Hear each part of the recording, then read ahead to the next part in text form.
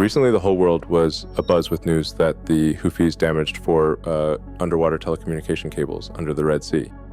If this had happened 20 years ago, we would have said, wow. The words Houthis and telecommunication were used for the first time in a single sentence together. And, well, that's about it. There would be no other reactions. But today, this led to disruptions in social networks, especially hitting Mark Zuckerberg hard. Well, what can we say about that? Hallelujah. This incident also affected some useful websites. Many TikTok influencers couldn't upload new videos. Students worldwide were forced to peel themselves away from their phones. And for the first time, pondered about the unjust world we live in. Overall, the consequences could have been truly catastrophic.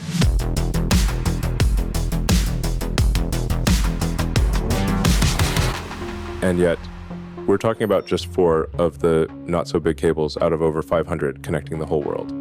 But what if more crucial internet highways were damaged? Just imagine a world without the internet. No online shopping, no apps, and if you want to watch some adult content, you'd have to actually, well, do it. I am suffering! Are we witnessing the birth of a new weapon in world politics? Telecommunication cables, which carry 99% of the world's internet traffic, are laid along the bottom of oceans and seas. Every sailor knows their location to avoid dropping anchor on them. They're not buried deep, so they can be easily repaired, and they're not very hard to damage, hence my earlier anchor warning. And for most of their lengths, they're practically unguarded, with some parts having depths of just 100 meters underwater. So a few boats with some divers can shut down ATMs, online transfers, and internet shops worldwide for several weeks.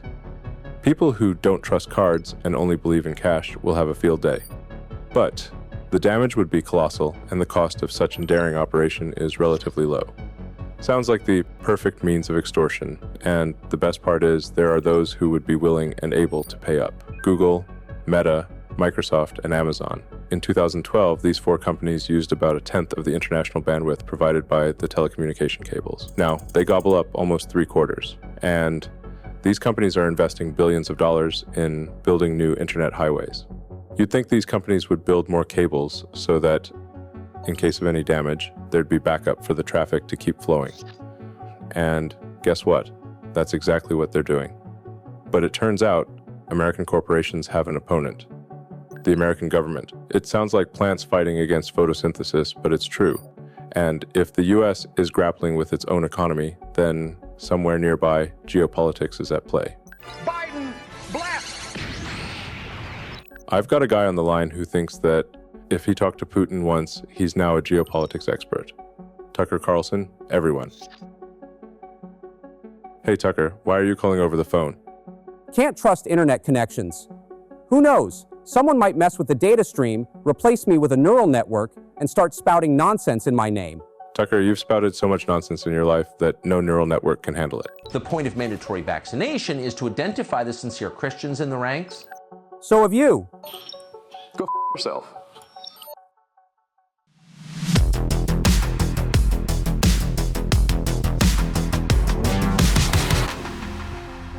Just one second. Why did you assume that someone could tap into the internet connection? Because that's what intelligence agencies do. Or do you think the US just randomly banned laying new cables to China? Banned it for whom? In 2018, Amazon, Meta, and China Mobile agreed to work together on a cable connecting California with Singapore, Malaysia, and Hong Kong. But in 2020, the US government blocked this endeavor and pushed China Mobile out of the project. And what is the US government afraid of? Besides the possibility that you might accidentally spill our secrets to the Russians, like where Joe Biden's off switch is. They're concerned that Chinese authorities and companies will access Americans' data. Hold on. Can American companies access Chinese data? Of course. But you know, that's American equality for you. In 2015, China announced the Digital Silk Road project, investing huge amounts of money in communication, surveillance, and e-commerce in developing countries in exchange for diplomatic influence. By 2019, Huawei Marine had cornered 15% of the global market for underwater cables. And the US couldn't just sit back and see it happen. It banned direct cable connections with China, imposed sanctions on Huawei, forced British partners of the Chinese company to withdraw from all projects, and even prevented Chinese companies from working on the construction of cables that aren't related to the USA. Experts fear that such strict restrictions will compel China to lay its own underwater cables, keep American companies out, and will end up with not a unified telecom network, but two competing cable systems. Or 3? Whoa, Tucker, you're still here? Sorry, I forgot you can just keep sitting and nodding for a long time. You said 3. Who else? The Russians, perhaps? Tucker, let's patent your nodding figure and sell it as a bobblehead. What's that got to do with the Russians anyway? With their sanctions, the USA practically forced Russia to create its own autonomous internet, not relying on either underwater cables or the SWIFT banking system. American social networks are blocked there, but they've got their own tech guys and their own optical cable all the way to the Pacific Ocean. So let me get this straight. The states are trying to hook the whole world on American digital infrastructure, yet at the same time, they're forcing other countries to create their own? Yeah, the tech guys in China and Russia should erect a monument to the US government and write on it. Thanks for our high salaries. Moreover, just 10 years ago, there simply wasn't any alternative to American corporations and their internet infrastructure. But then the US starts using its social networks, payment systems, and internet cables as weapons of political influence. And many countries decide they need digital sovereignty. Sounds like Washington all right. No political regime has ever spawned as many enemies of democracy as today's United States. So today, some countries are still dependent on American digital corporations. China and Russia are building their autonomous internets with balalaikas and pandas, and the rest have to choose whose digital colony they'll be. Building internet technological structures from scratch, tough gig. Apart from those two countries mentioned, no one else has even started tackling that task. So you think the attack in the Red Sea is really the handiwork of the Houthis, who conveniently haven't claimed responsibility? Who benefits from this? It's unlikely that China did this. First, I've got the highest Tesla sales there. And second, a significant portion of China's traffic with Europe goes through the Red Sea. Maybe it's the Russians? Yeah, Russia benefits from this for sure. If such attacks keep happening, some European countries will be forced to seek traffic routes through Russia, which means either breaking sanctions or pressuring their governments to lift them. Or maybe you're just scared that Moscow has such long arms, and if you blabber on, they'll reach you even if you're deep under the sea.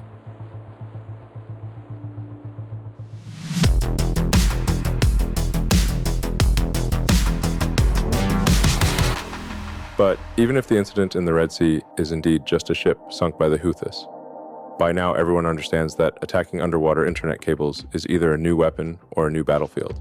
It's clear that satellite internet won't be able to compete with cable in terms of cost and data transmission speed anytime soon. It's also clear that if the USA is losing a struggle through the economy somewhere, they start applying pressure through politics, especially when it comes to the competition of the largest American social networks. You can always say you're just trying to protect Americans' personal data, but when it comes to cable networks, America's obsessive monopolism will just lead to China playing the politics game as well. Considering its strong positions in Asia and Africa, China could insist on using Chinese internet cables and on everything else China produces, especially since it's usually cheaper. On one hand, America bans its companies from working with China, reducing their profits and depriving itself of taxes. But on the other hand, America deprives itself and its partners of markets. So basically, America is the only organism capable of putting both its feet in its mouth. In the end, there's a risk that the internet, which is currently considered unified, with uniform protocols and rules, could split into several different internets.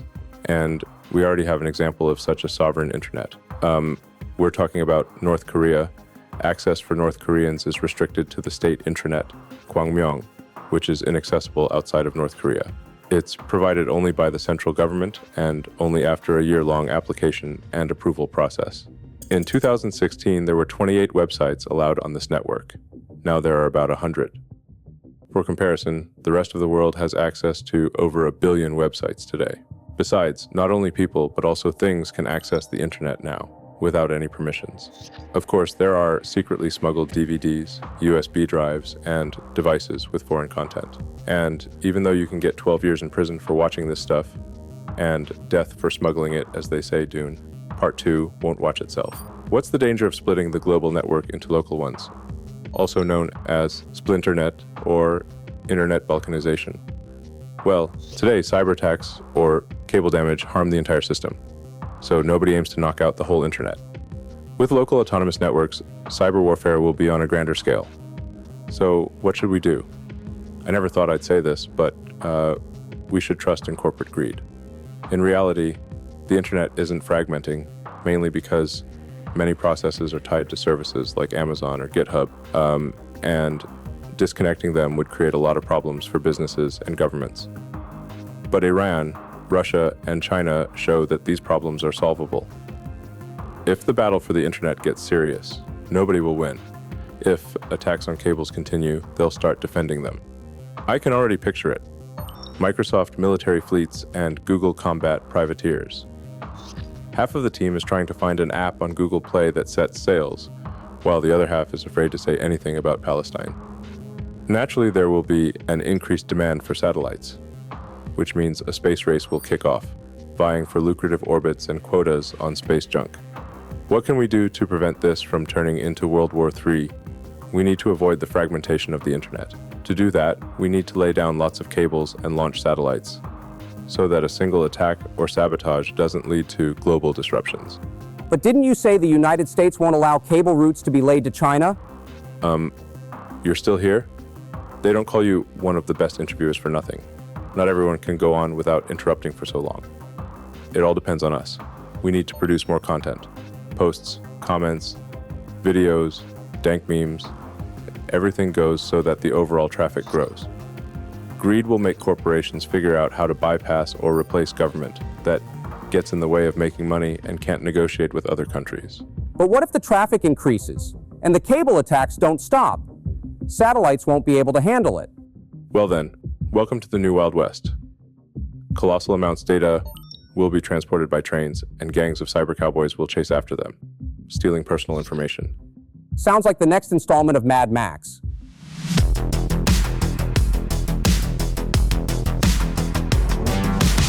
Well, jokes aside, the United States are truly struggling with their role as the sole superpower.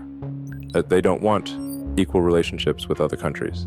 So everything is heading towards a multipolar world with all its risks and costs. I just want to tell you that America is the greatest place on earth. The states believe that China and other competing countries will eventually halt their growth.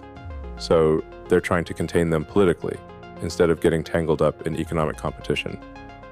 And besides believing in corporate greed, I also believe in myself. So if you start experiencing internet outages, I'll fly to a place where there isn't a single underwater internet cable because there's no water there, like Mars.